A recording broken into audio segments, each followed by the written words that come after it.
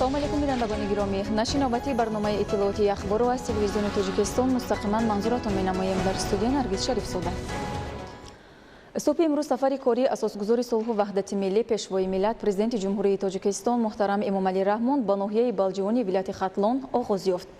پیشوای ملت محترم امامعلی رحمان را در دهه خوشمنظره کلتچانور ناحیه رهبریت فعالان و نمایندگان جوانان و اهل فرهنگ با صمیمیت بی‌اندازه و روحیه بالیده استقبال نمودند. صبح روز 6 آگوست سال 2019 اساسگذار صلح و وحدت ملی پیشوای ملت پرزیدنت جمهوری تاجیکستان محترم امامعلی رحمان با مقصد شناسایی با جریان کارهای بنیادکاری و سازندگی، افتتاح یک قطار انشاءات تعیینات گوناگون، آغاز کارهای ساختمانی در انشاءات دیگر و ملاقات با ساکنان و فعالان و ناحیه بلجوان ولایت ختلان تشریف آوردند. پیشوای ملت محترم امامعلی رحمان را در دهه خوشمنظره کلتچانور ناحیه رهبریت فعالان نمایندگان جوانان و اهل فرهنگ با صمیمیت بی‌اندازه و روحیه بالیده استقبال نمودند. بازا پرده جان در قدمت، گلباغ زمین و آسمان در قدمت، با مهر و صداقت بزرگ همگان آزاد مکان بلجوان در قدمت. دوریم برایتان همه آغوشی باز، صد باغی کشود دل زی صد عالمی راز. آیید به پیش پایتان از دل و جان، گلگشتکی بلجوان زمین پایانداز.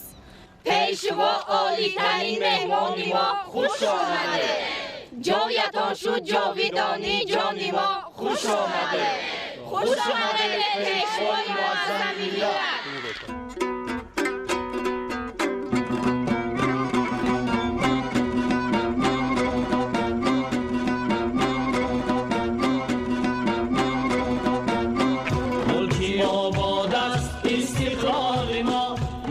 شمشاد است استقلال ما، ملکی آباد است استقلال ما، نخل شمشاد است استقلال ما. صد قفس بیشکست و در پرواز شد، مرغی آزاد است استقلال ما، ملکی آباد است استقلال ما، نخل شمشاد است استقلال ما.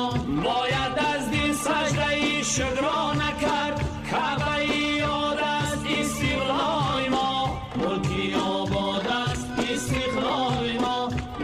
شمشاد است استقلال ما. در زمین کشوری آزادگان راه امداد است استقلال ما، راه امداد است استقلال ما. ملکی آباد است استقلال ما، نخل شمشاد است استقلال ما. فخر از میراث سامان میکنه، مالی اجداد است استقلال ما، مالی اجداد است استقلال ما. ملکی آباد است استقلال ما، نخل شمشاد است استقلال ما. بخت میخندد به ما از خنده بختی شما، پیشوای ملتی ما باش تا 100 ساله ها، پیشوای ملتی ما باش تا 100 ساله ها.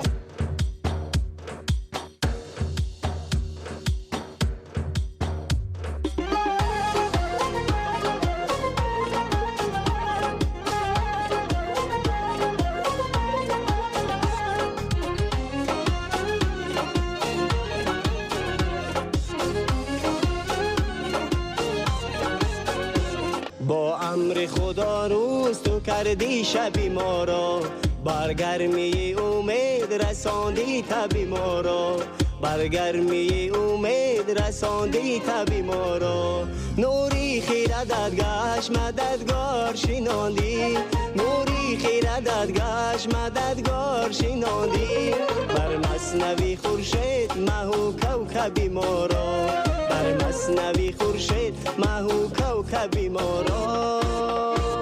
در راه شما دیده ای چاریم همه، فرزندی به ناموسی دیاریم همه. در راه شما دیده دیده چاریم همه فرزندی به ناموسی دیاریم همه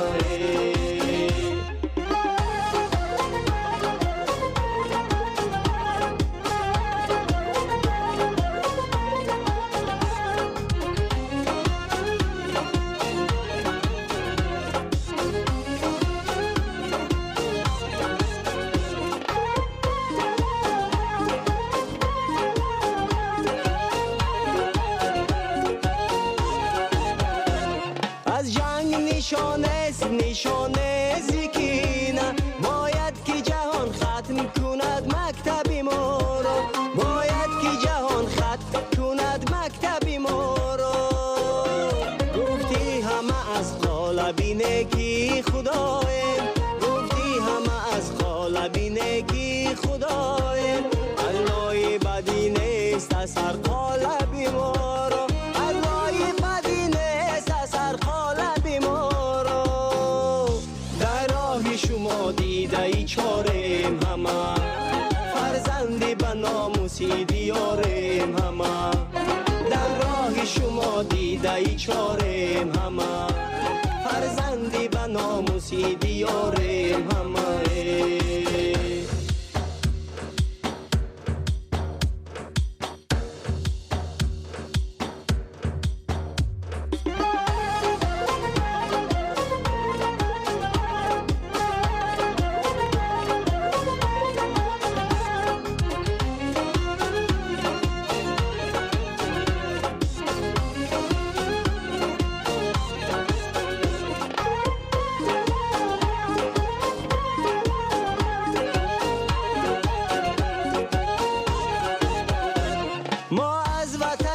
مطلبی آینده دورم غیری تو نفهم دیگر مطلب ما را غیری تو نفهم دیگر مطلب ما را گویند بزرگان سخن از باب بزرگی گویند بزرگان سخن از باب بزرگی دانند همه از همی مذهب ما را دانند همه از همی مذهب ما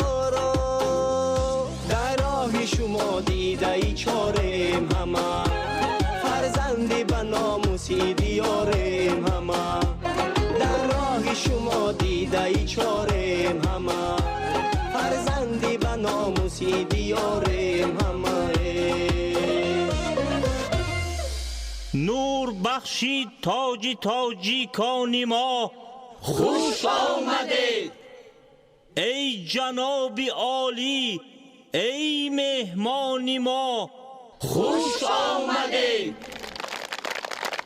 مورد به تاکید است که در سالهای صاحب استقلالی با جهد و تلاش سازنده سرور دولت محترم امامعلی رحمان ناحیه بلجوان با دستاوردهای بی‌نظیر نائل گردیده سطح و صفت زندگی ساکنانش بهتر و خوبتر شد. استقبال صمیمی پیشوای ملت محترم امامعلی رحمان از جانب ساکنان ناحیه دلیل پشتیبانی کامل آنها از سیاست سازندگی و آبادانی رهبریت دولت و حکومت مملکت می باشد. نخست اساسگزار صلح و وحدت ملی پیشوای ملت پرزیدنت جمهوری تاجیکستان محترم امامعلی رحمان در دهه کلتچانور ناحیه بلجوان خط آبی نوشاکی را مورد استفاده قرار دادند. دوام سالهای اخیر در زمینه توجه رهبریت عالی دولت و حکومت مملکت تطبیق برنامه‌های نویسنجویی به 8 دهه‌های دوردست ناحیه بلجوان خط آبی تازه آشامیدنی گذرانده شد. گزارش خبرنگاران ما. اساسگزار صلح و وحدت ملی پیشوای ملت پرزیدنت جمهوری تاجیکستان محترم امامعلی رحمان در دایره سفر کاری نخست در دهه کلتچانور ناحیه بلجوان ولایت ختلان خط آبی نوشاکی را مورد استفاده قرار دادند.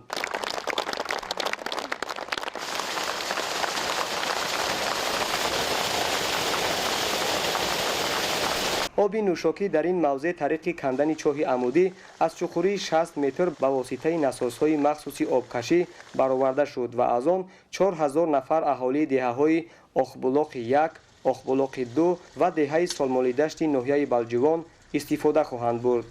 ما شهروندان دهه آخبلاق جماعت دهات تاجیکستان ناحیه بلجوان شکر استقلالیت، شکر سرور دولت پیشوای ملت پرزیدنت جمهوری تاجیکستان میکنیم که با دستگیری پیشوای ملت امروز دهه ما با آب نوشاکی تامین گشت. مردم دهه آخبلاق سالهای طولانی از آب نوشاکی تنقیصی میکشیدند. ما شهروندان دهه آخبلاق جماعت دهاتی تاجیکستان ناحیه بلجوان جواباً به غمخوری‌های پیشوای ملت عرض سپاس نموده وعده می‌دهیم که سیاست خیرتمندانه سرور دولتمان را یکدلانه دستگیری نموده جشن 30 سالگی استقلالیت دولتی جمهوری تاجیکستان را با تحفه‌های سزاوار پیشواز می‌گیریم.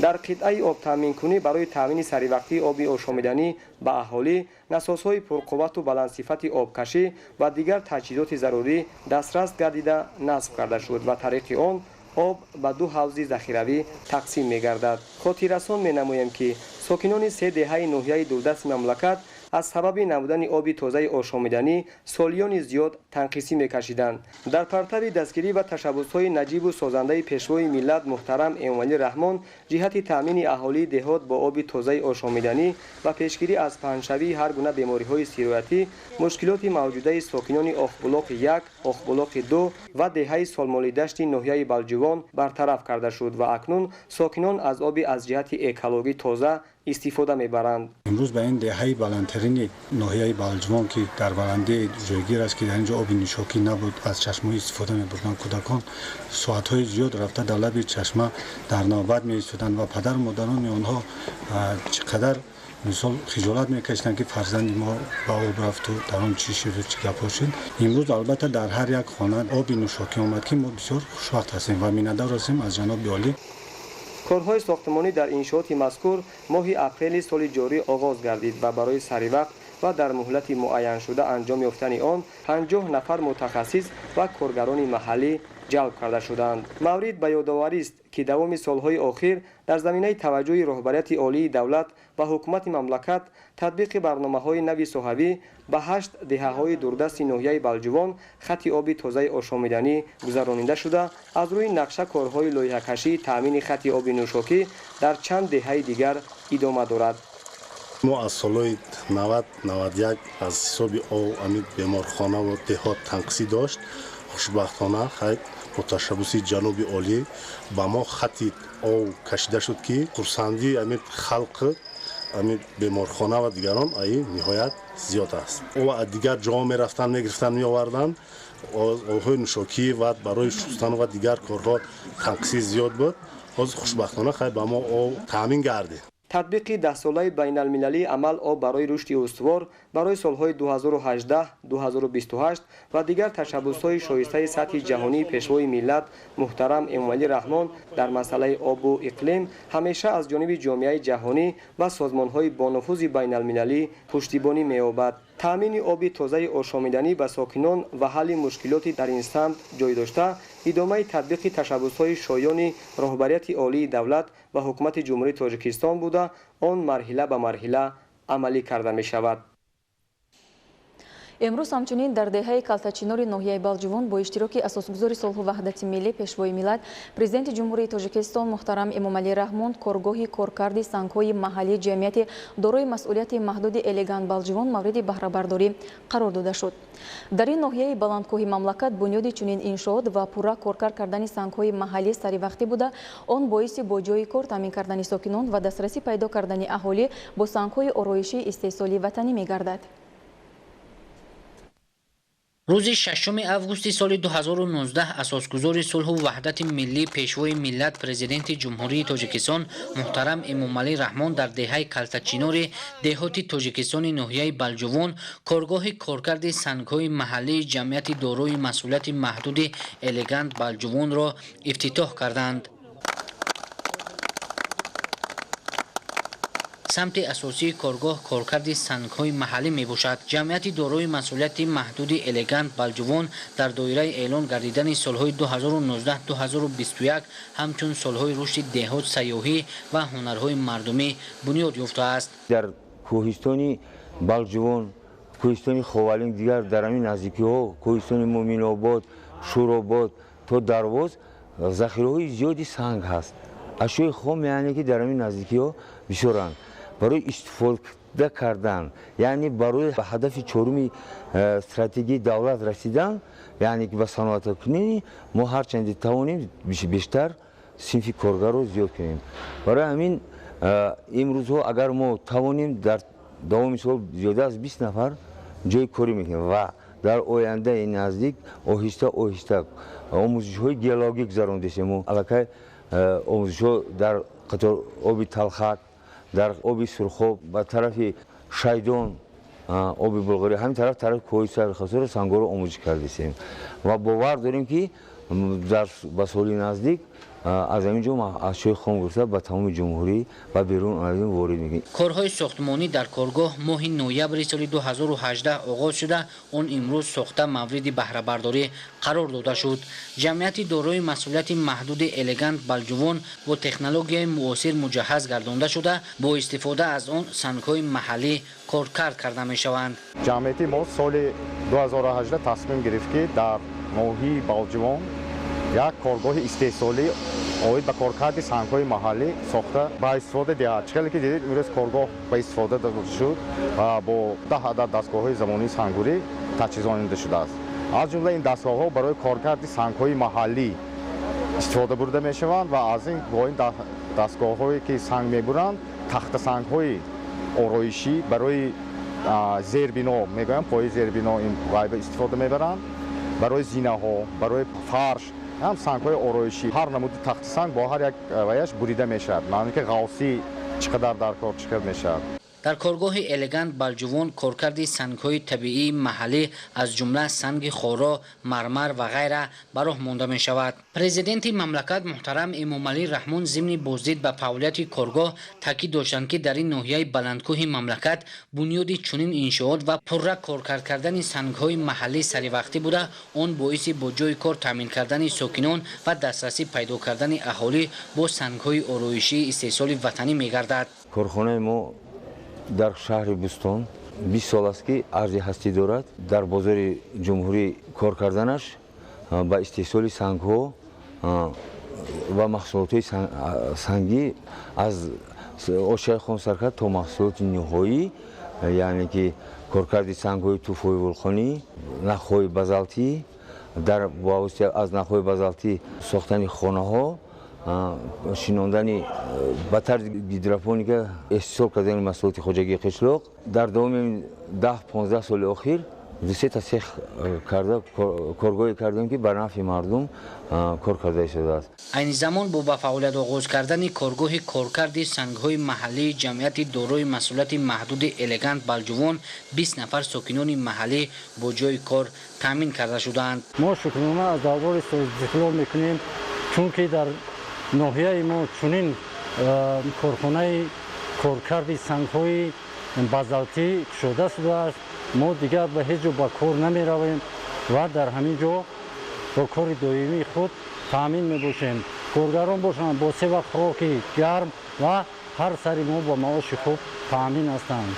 خود من در سیخ سنگ تراشی رقم 1 کار میکنم. وظیفه من فقط سنگ‌ها رو کارکرد کرده برآورده بر دیگر دستگاه‌ها تقسیم نمودن است. طبق معلومات اقتدار کارکرد سنگ‌های آرایشی در کارگاه الگانت بالجوان در مرحله اول 12000 متر مربع بوده، در آینده دایره فعالیت آن وسیع کرده شده تا به 40000 متر مربع رسانیده خواهد شد. رهبریت کارگاه نقشه دارند که در آینده در اینجا کارگاه خرد صنعتی اگراری بنیاد نموده چند نفر ساکنان محلی را با جای کار تامین سازند. بعد به فعالیت آغاز کردن کارگاه کارکرد سنگ‌های محلی جمعیت دارای مسئولیت محدود الگانت بالجوان در ناحیه بالجوان ساکنان سنگ‌های آرایشی استحصال کرده کارخانه را به خرج زیاد خریداری می‌نمایند. حکومت جمهوری تاجیکستان برای رسیدن به هدف 4 ملی صنعتی کنونی با سرعت کشور و در این زمینه رشد اقتصاد ملی به دستگیری بخش خصوصی اعتبار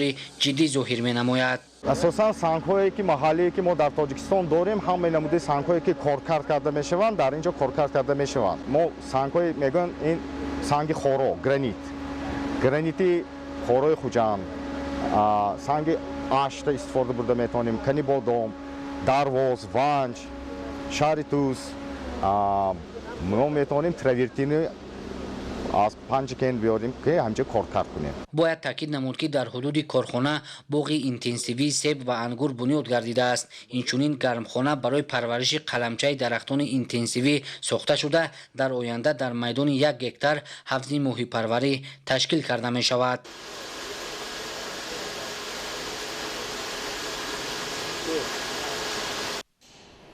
امروز در ناحیه بالجوانی ولایت ختلون اساسگذاری صلح و وحدت ملی پیشوای ملت پرزیدنت جمهوری تاجیکستان محترم امامعلی رحمان روی اتومبیلگردی کانگورد بالجوان خوالینگ را مورد بهره برداری قرار دادند. باید تاکید نمود که روی اتومبیلگردی کانگورد بالجوان خوالینگ ولنگور شده بود و رانندگان و مسافران هنگام رفت و آمد با مشکلی روبرو می‌شدند. راهی مذکور با دستگیری حکومت جمهوری تاجیکستان نوسازی گردیده امروز با صفت بلند و با استانداردهای بین‌المللی جوابگو ساخته با استفاده داده شد. طبق اطلاع روی اتومبیلگردی کانگورد بالجوان خوالین قریب 43 کیلومتر را تشکیل داده پهنایی آن 7 متر می باشد. روی اتومبیلگرد امروز پورا اسفالت پوش کرده شده با سهم حکومت جمهوری تاجیکستان از حساب مبلغ‌های گرانتی بانک آسیایی رشد ساخته شده است. پودرچی روی اتومبیلگردی کانگورد بالجوان خوالین شرکت چاینورد جمهوری مردمی چین می باشد. طبق لایحه در مسافت 43 کیلومتر راه 6 پل با درازی 455 متر 5 ایستگاه و دیگر اینفراستراکتور ضروری بنیاد کرده شده. راه با کاتگوریای 4 راهسازی مطابق کرده شده است. دو پوکرو با درازی 339 متر از نو ساخته شده، 4 تای دیگر با درازی 114 متر تعمیر کرده شدند. کارهای ساختمانی در راه اتومبیلگردی کانگورد بالجوان خوالین ماه ایولی سال 2018 آغاز گردیده پیش از مهلت با سطح و صفت بلند ساخته با استفاده داده شد. با پیشوای ملت محترم امامعلی رحمان اطلاع دادند که در دوره تطبیق لایحه زیاده از 100 عدد تکنیکای راهسازی به کار جلب گردیده 365 نفر به کار تامین کرده شدند. از این شماره 315 نفر آنها را کارگران و متخصصان محلی تشکیل دادند. پرزیدنت جمهوری تاجیکستان هنگام بازدید از روی اتومبیلگردی کانگورد بالجوان خوالین برای اجرای کارهای ساختمانی و با صفت بلند اسفالت پوش کردن راه بهای بلند دادند. ساخته به استانداردهای جهانی مطابق گردانیدن روی اتومبیلگرد تحفه ارزنده پرزیدنت مملکت محترم امامعلی رحمان برای ساکنان ناحیه‌های بالجوان خوالین در عرفه جشن 28 سالگی استقلالیت دولتی جمهوری تاجیکستان به حساب می‌رود.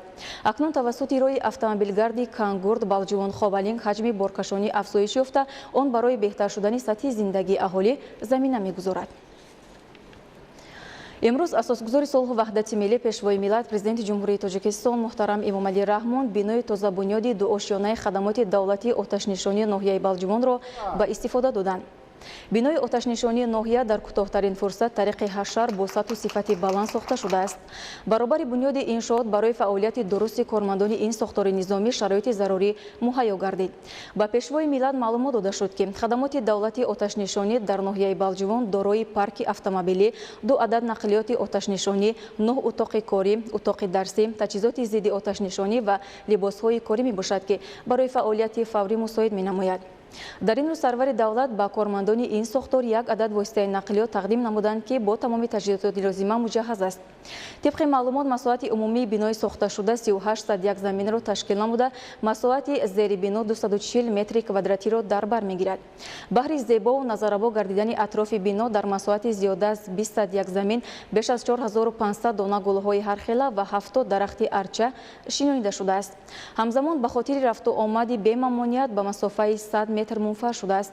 لازم به تاکید است که با مقصد بازم تکمیل دادن فعالیت خدمات دولتی آتش نشانی ناحیه بالجوان 12 مارس سال 2013 ناظرات خدمات دولتی آتش نشانی ناحیه مذکور با دیدبانگاه الهیده حربی کنونیده شده خدمات دولتی آتش نشانی سرریاست خدمات دولتی آتش نشانی وزارت کارهای داخلی جمهوری تاجیکستان تبدیل داده شد. امروز اساسگذاری صلح و وحدت ملی پیشوای ملت پرزیدنت جمهوری تاجیکستان محترم امامعلی رحمان ضمن سفر کاری به ناحیه بالجوان همچنین در مرکز ناحیه گلگشت معاصر را که با طرح و دیزاین بلند معماری بنیاد گردیده است مورد استفاده قرار دادند. مکان استراحتی در دایره تجلیل سزاوار جشن 30 سالگرد استقلالیت دولتی جمهوری تاجیکستان بنیاد گردیده، آن در مساحت عمومی 801 دامن گسترده است. درازی و پهنای گلگشت باشد 450 و 20 متر می باشد. بنا به اطلاع مسئولان این یگانه مکان استراحتی است که از جانب صاحبکاران و دستگیری مردمی با ننگ و ناموس ناحیه بالجوان بنیاد گردیده است. کارهای ساختمانی گلگشت هنوز ماه آگوست سال 2018 آغاز گردیده، آن در مدت کوتاه و با صفت بلند به اتمام رسیده шудааст. тамоми роҳро ва гузаргоҳҳои макони истироҳатӣ сафолакпӯш гардида дар дохил ва атрофи он 88 чароғаки муосир ва 24 нишастгоҳи замонавӣ насб гардидааст ки хусусан шабонгоҳ барои гаштугузори сокинон мусоид аст. ҳамзамон дар ин ҷо ба хотири зебою дилкаш гардидани гулгашт беш аз 4000 дарахтони ороишию сояафкан ва беш аз 7000 гулҳои мавсимию доимӣ шинонида шуда қитъаҳои алоҳидаи он сабзазор карда шудааст. зимни бозид аз корҳои ободонию кабудизоркунӣ дар гулгашти марказии ноҳия пешвои миллат ба сифати корҳои анҷом ёфта баҳои баланд доданд. қобил ба зикр аст ки то истиқболи ҷашни 30-умин солгарди истиқлолияти давлатӣ дар марказ ва деҳоти ноҳияи балҷивон боз бунёди чунин гулгашту майдонҳои истироҳатӣ дар назар дошта шудааст.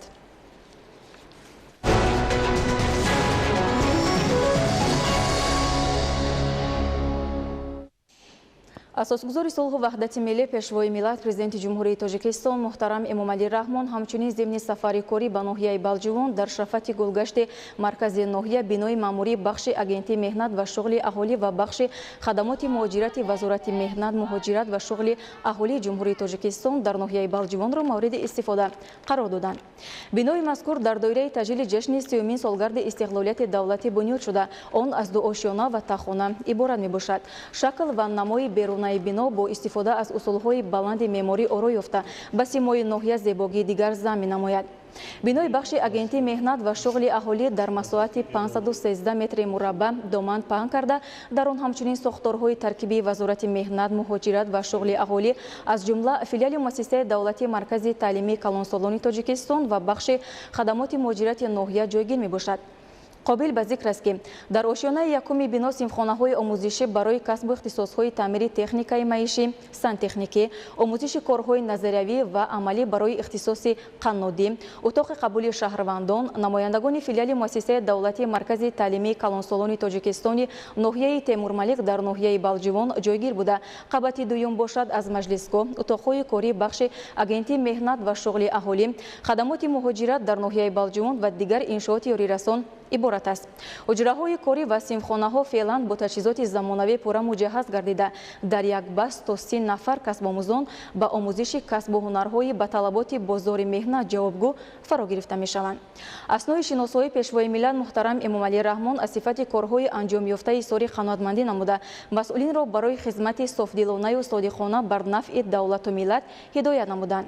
қобил ба зикр аст ки дар арафаи таҷлили ҷашни истиқлолияти давлатӣ мавриди истифода қарор гирифтани иншооти мазкур далели ғамхориҳои пайвастаи давлату ҳукумати мамлакат нисбат ба рушду такомули соҳаи хизматрасонии иҷтимоии аҳолӣ мебошад. дар ноҳияи Балҷивон асосгузори сулҳу ваҳдати миллӣ пешвои миллат президенти ҷумҳурии тоҷикистон муҳтарам эмомалӣ раҳмон маркази хизматрасонии Гулдастонро мавриди баҳрабардорӣ қарор доданд. коргоҳи мазкур аз ду ошёна ва утоқҳои корӣ иборат аст.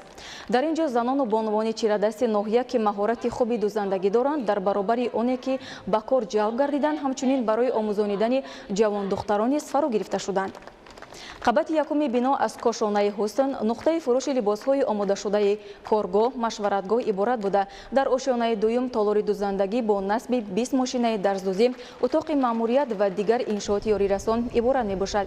масоҳати қитъаи замини ҷудогардида 8 сотихро ташкил дода худи бино дар масоҳати 290 метри мурабба аз ҷониби соҳибкори ҷавон Насимҷон Сатторов сохта шудааст. барои бунёди бино беҳтарин маҳсулоти сохтмонии ватанӣ истифода гардида корҳои созандагӣ пурра аз ҷониби сохтмончиёни ватанӣ иҷро гардидааст. ба сарвари давлат муҳтарам эмомалӣ раҳмон иттилоъ дода шуд ки ин коргоҳи дузандагӣ дар ноҳияи Балҷивон ягона сех аст ки барои духти сару либоси мактабӣ мувофиқ ба талаботи фармоишгар маҳсулот омода месозад. акнун баъд аз ба истифода додани маркази хизматрасонии Гулдастон наздики 30 нафар бо кори доимӣ ва маоши хуб таъмин гардиданд. бо дастури супоришҳои пешвои миллат дар ин ҷо оянда сехи дузандагӣ васеъ гардида шумораи коргарон зиёд карда хоҳад шуд. дар ноҳияи Балҷивон асосгузори сулҳу ваҳдати миллӣ пешвои миллат президенти ҷумҳурии тоҷикистон муҳтарам эмомалӣ раҳмон ҳамзамон бинои навбунёди боғчаи кӯдаконро ки дар заминаи кӯдакистони рақами 1 ноҳия сохта шудааст мавриди баҳрабардорӣ қарор доданд. муассисаи томактабӣ барои 100 кӯдак пешбинӣ гардида он аз ду ошёна иборат мебошад. ошёнаи якуми бино аз утоқҳои машғулиятгузаронӣ, хобгоҳ, бунгоҳи тиббӣ иборат буда қабати дуюм аз симхонаҳо, утоқи роҳбарият, машваратгоҳ, ошхона ва дигар иншоот خدمات یاریرسان عبارت است. کارهای ساختمانی بینای کودکستان ماه مارت سال جاری آغاز گردیده، آن در مدت کوتاه و با صفت بلند ساخته به استفاده داده شد. مساحت عمومی بینای ساخته شده 535 متر مربع را تشکیل می‌دهد. اکنون بعد از مورد بهره برداری قرار گرفتن انشاءات مذکور مشکلات فراگیری کودکان در ناحیه برطرف شده، امکانیت‌ها برای قبول آنها بیشتر گردید. زیرا اگر تا به این دم در کودکستان همگی 2 گروه فعالیت داشت، اکنون بعد از استفاده بینای نو 6 گروه به تعلیم فرا گرفته خواهند شد. یعنی این معنای آن را دارد که دستور پیشوای ملت جهت فراگیری کودکان تا 30% به مؤسسه‌های تا مکتبی در 3 ساله بعدی با سرعت عملی گردیده ایستاده است. فرمایشگر بینای علاوگی مؤسسه تحصیلات تا مکتبی رقم 1 مقامات اجرایی حکومت دولتی ناحیه بلجوان به حساب رفته کارهای ساختمانی از جانب متخصصان محلی انجام داده شده است. طرح سیمای داخلی و بیرونی بنا با هر گونه عکس‌های قهرمان‌های افسانه‌ای آرای یافته اطراف آن با گل و درختان همیشه سبز زیبا گردانیده شده است. ضمن بازدید از کودکستان پیشوای معظم ملت از اجرای کارهای انجام یافته و در مدت کوتاه به استفاده سپردن آن ساری سپاس نموده با مربیان و معرفچیان ناحیه دستور سپارش‌های مفید دادند. اطلاع داده شد که تا استقبال جشن 30 سالگرد استقلالیت دولتی در مرکز و دهات ناحیه بلجوان ساختمان باز یکچند کودکستانی نو زمانوی ادامه خواهد یافت. در دایره سفر کاری به ناحیه بلجوان اساسگذار صلح و وحدت ملی پیشوای ملت پرزیدنت جمهوری تاجیکستان محترم امامعلی رحمان بینای نوی خوابگاه نزد مؤسسه تحصیلات میانه عمومی رقم 1 را در وضعیت تنتنوی مورد استفاده قرار دادند. در دایره سفر کاری به ناحیه بلجوان اساسگذار صلح و وحدت ملی پیشوای ملت پرزیدنت جمهوری تاجیکستان محترم امامعلی رحمان بینای نوی خوابگاه نزد مؤسسه تحصیلات میانه عمومی رقم 1 را در وضعیت تنتنوی مورد استفاده قرار دادند. السلام، پیشوای خوشقدم خوش آمده، نیک فرزندی عجم خوش آمده، خوش آمده پیشوای معظم ملت.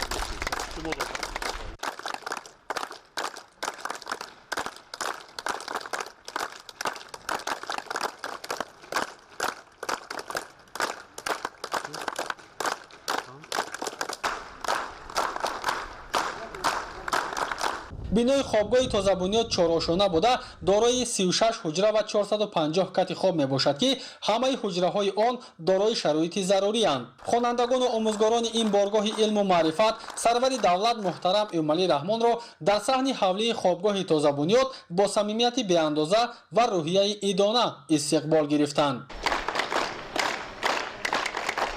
با سرور دولت اطلاع داده شد که بینای نوی خوابگاه دارای حجره خواب، حجره راهبریت، حجره درس تیارکنی، پاسبانخانه، حجره طبی، آشخانه، حجره درزمالکنی و تالار تماشای تلویزیون می باشد. اینچنین در نزد بینای خوابگاه 2 ایوانچه برای صحبت طالب علمان به طور زیبا بنیاد کرده شده است که باشندگان می توانند از آن استفاده نمایند. در مکتب رقم 1 زیاده از 390 نفر تربیت گیرنده با شمول 3 نفر یتیم، 31 نیم یتیم و باقی مانده فرزندان عائله های نیازمند از دهه های دوردست به تعلیم و تربیت همه‌جانبه فرا گرفته شدند. کارهای ساختمانی از طرف دیرکسیون ساختمان انشاءات حکومتی دستگاه اجرایی پرزیدنت جمهوری تاجیکستان سال 2016 آغاز گردیده بود و در رفت بنیاد این انشاءات ساحه معارف 40 نفر کارمندان متخصصان محلی با کار جلب شده بودند. مساحت عمومی انشاءات 71 صد زمین را تشکیل نموده خود بنا در حدود 753 متر مربع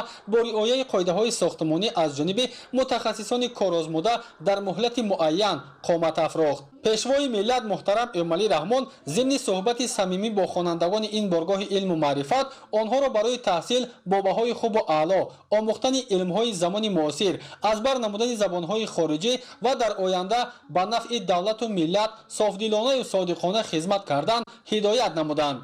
تربیت گیرندگان اینترنت مذکور در نوبت خود به سرور غمخوار و دستگیر و پشتیبان خود جهت فراهم نمودن این گونه شرایط ارزنده تعلیم و تربیت اظهار سپاس و миннатдории бепоён баён намуданд. ғамхорӣ нисбат ба кӯдакони бо амри тақдир бесаробон монда ва дигар чунин нафарон аз рӯзҳои аввали ба даст омадани истиқлолияти давлатӣ таҳти таваҷҷӯҳи ҳукумати Тоҷикистон қарор дорад ва ҳамин аст ки пайваста нисбати ин қишри ҷомеа ғамхорӣ зоҳир мегардад. Кабудизоркунии масоҳати беш аз 1800 метри мураббаъ ва шинонидани гулу дарахтони ҳархелаи сояафкану ороишӣ аз ҷумлаи дигари корҳои ободонӣ ба ҳисоб меравад ки ба хотири зебову назаррабо гардидани атрофи ин иншоот анҷом пазируфтааст. ҳамзамон ба хотири шабона равшан намудани саҳни ҳавлии хобгоҳи мактаби интернат 10 адад чароғак насб гардида дар ҳаҷми 380 метри мураббаъ роҳравҳо сафолатпӯш шуданд. Як бартарияти дигари хобгоҳ дар он аст ки ҳама ҳуҷраҳояш бо шабакаи ягонаи гармидиҳӣ пайвастанд ва ин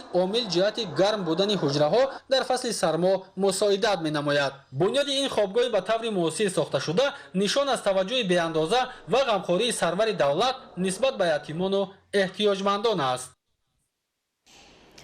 асосгузори сулҳу ваҳдати миллӣ пешвои миллат президенти ҷумҳурии Тоҷикистон муҳтарам Эмомалӣ Раҳмон дар доираи сафари кори ба ноҳияи Балҷивон бо бардоштани парда аз болои лавҳаи рамзӣ толори кушоду барҳавои варзиширо ки аз тарафи соҳибкорони ватанпарвари ноҳия сохта шудааст ба варзишгарону сокинони ин минтақаи дурдаст тақдим намуданд.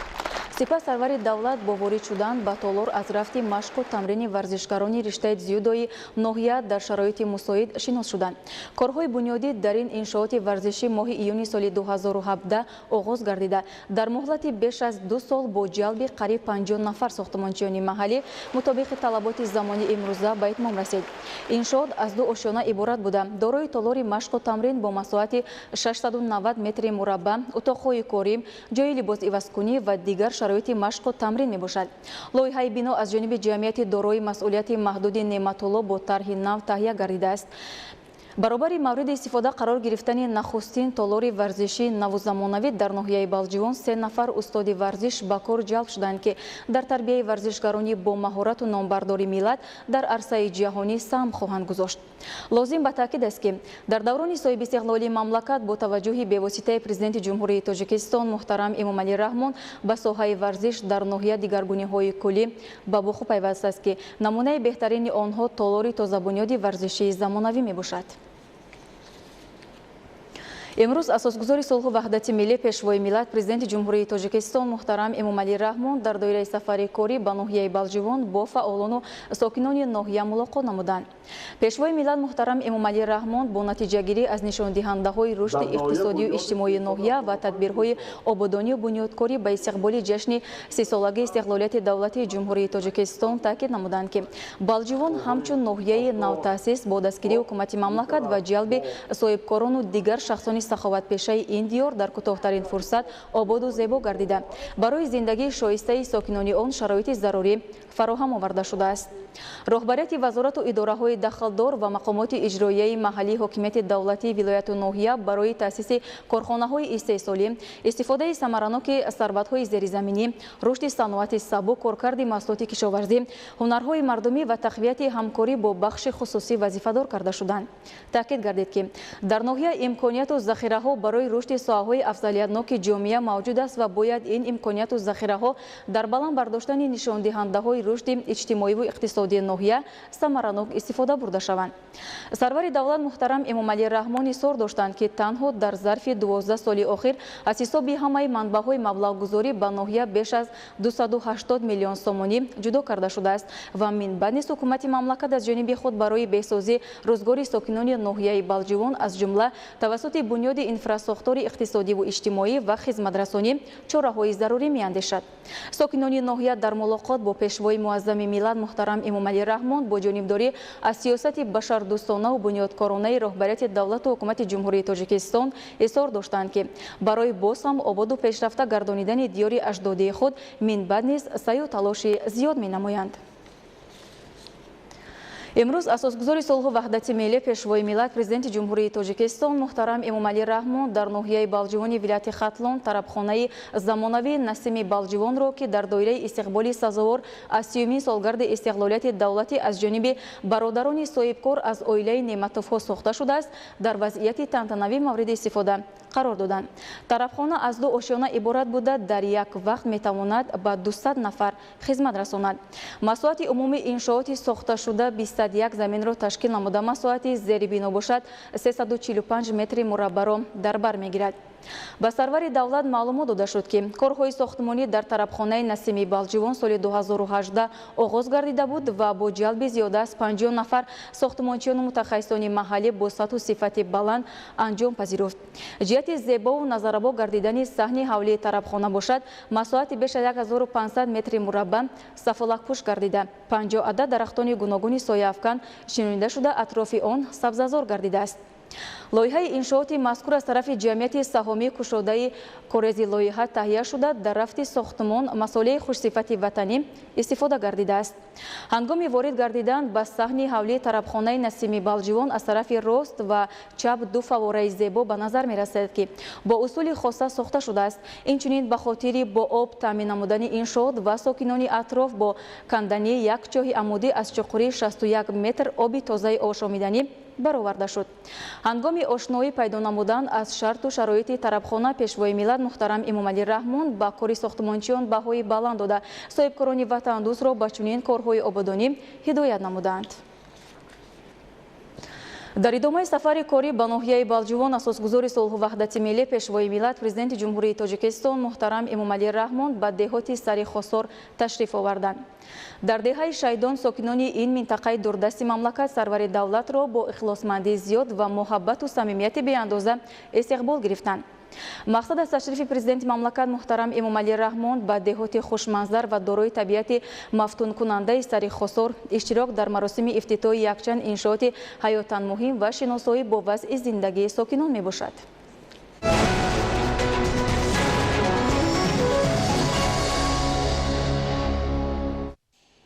асосгузори Сулҳу ваҳдати миллӣ пешвои миллат президенти ҷумҳурии Тоҷикистон муҳтарам Эмомалӣ Раҳмон нахуст дар деҳаи Шайдони деҳоти Сари Хосори ноҳияи Балҷивон корхонаи коркарди гиёҳҳои шифобахши Сари Хосору мавриди баҳрабардорӣ қарор доданд.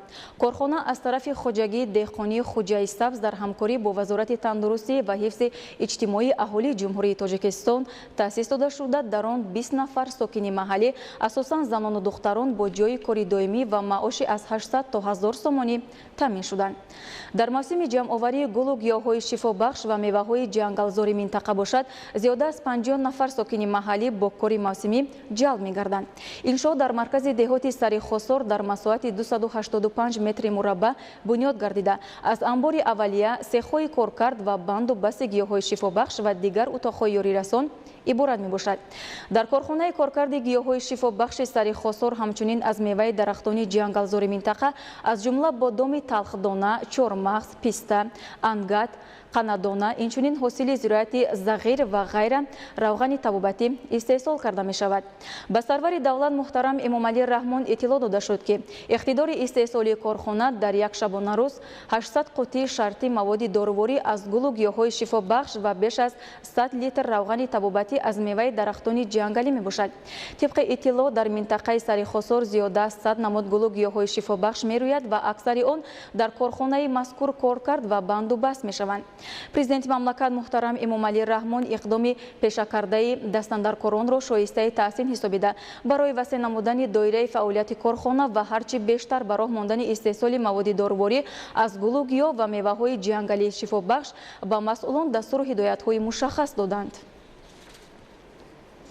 асосгузори Сулҳу ваҳдати миллӣ пешвои миллат президенти ҷумҳурии Тоҷикистон муҳтарам Эмомалӣ Раҳмон ҳамчунин дар деҳаи Шайдони деҳоти Сари Хосори ноҳияи Балҷивон майдончаи варзиширо мавриди истифода қарор доданд. майдончаи варзишӣ дар доираи дастуру ҳидоятҳои бевоситаи президенти мамлакат муҳтарам Эмомалӣ Раҳмон бо саҳми соҳибкорони маҳаллӣ барои ҷалби ҷавонону наврасон ба варзиш ва солимгардонӣ сохта шудааст. тавре иттилоъ дода шуд қаблан дар деҳоти Сари Хосор ки аз минтақаҳои дурдасти ноҳияи Балҷивон ба шумор меравад ҷавонону наврасон аз надоштани майдончаи муосири обу тоби бадан танқисӣ мекашиданд. акнун дар доираи омодагиҳо ба истиқболи 30-солагии истиқлолияти давлатии ҷумҳурии Тоҷикистон онҳо соҳиби майдончаи муосири варзишӣ гардиданд. дар ҳамин ҷо ҳамчунин дастгоҳу таҷҳизоти дигар низ барои обу тоби бадан насб карда шудааст. майдончаи варзишӣ барои бозиҳои футбол, волейбол ва баскетбол пешбинӣ гардида бо мавриди баҳрабардорӣ қарор гирифтани он на танҳо барои ҷавонону наврасони деҳаи Шайдон балки барои сокинони деҳаҳои гирду атрофи низ имконияти васеи машғул шудан ба намудҳои гуногуни варзишро фароҳам месозад. Дар назди майдончаи варзишӣ ҳамчунин барои фароғату истироҳати кӯдакон шароити мусоид фароҳам оварда шудааст. Сарвари давлат муҳтарам Эмомалӣ Раҳмон зимни шиносоӣ бо шароити майдончаи варзишӣ ва суҳбат бо масъулин ба сифати корҳои анҷомёфта баҳои баланд доданд. Имконият ва шароити арзандаи фароҳам оварда шудаи машқу тамрини варзишгарон хоса ҷавонону наврасони деҳоти сари Хосоро водор месозад ки беш аз пеш ба сайқал додани маҳорати варзишӣ талош варзанд.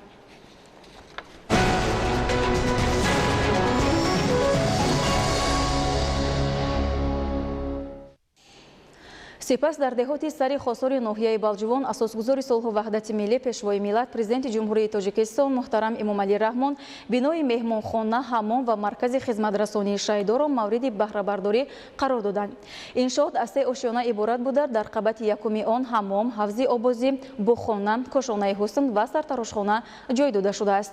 Дар ошёнаи дуюм бошад меҳмонхона бо 20 ҷой ва дар ошёнаи сеюм бошад бо 60 ҷой ва толори тенниси рӯи миз ташкил карда шудааст.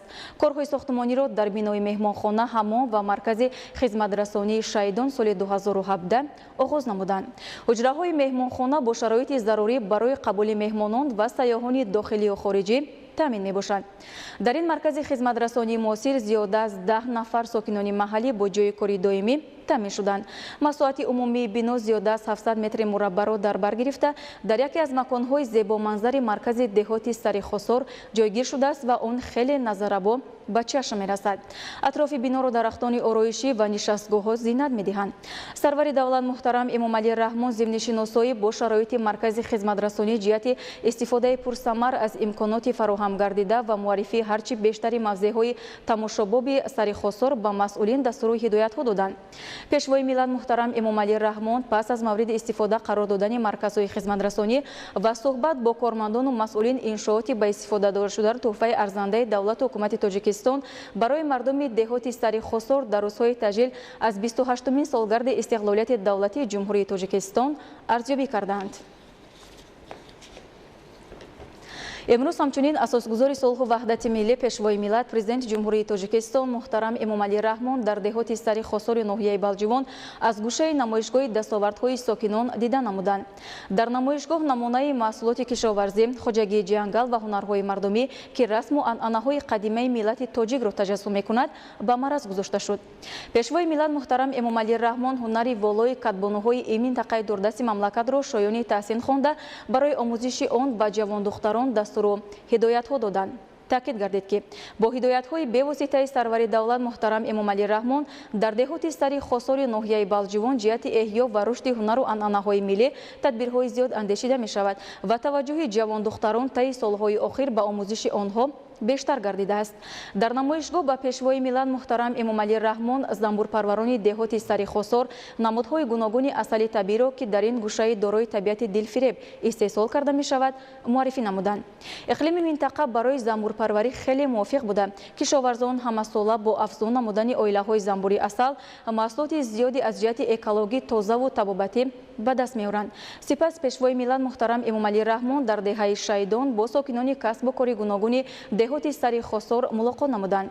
ضمن صحبت صمیمی سرور دولت با کارهای سازندگی آبادانی و مهیا گردیدن شرایط ارزنده کار و زندگی به ساکنان بهای بلند داده در سمت باز هم بیشتر رشد بخشیدن بخش‌های گوناگون خواجگی خلق از جمله ترقی دادن ساحه سیاحی به مسئولان توصیه و مصلحت‌های مفید دادند. ساکنان در نوبت خود برای دستگیری‌های پیوسته جهت مهیا گردیدن امکانات موافق کار و زندگی با پرزیدنت مملکت محترم امامعلی رحمان سپاس و منتداری صمیمی خویش را بیان داشتند. بینندگان گرامی در همینجا برنامه اطلاعاتی اخبار به انجام می‌رسد. برای رسیدن دیگر اطلاع همکارانمان شما را در نشرهای بعدی آشنا می‌سازند. خیر و خوش نمی‌کنیم.